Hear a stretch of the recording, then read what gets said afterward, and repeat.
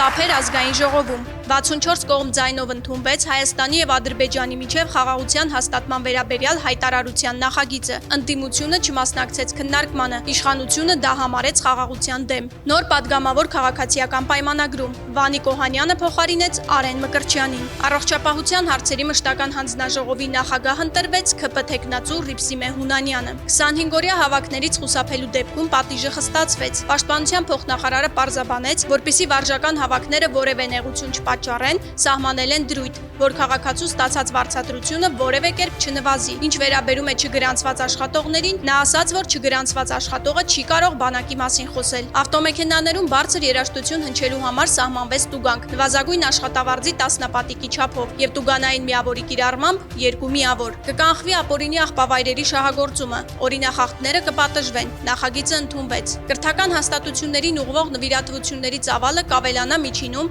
25%-ով։ Խորհրդարանը չընդունեց Հայաստան խմբակցության նախագիծը, որը վերաբերում էր ցեղասպանությունները հերքելուն, արդարացնելուն, դրանք քարոզելուն։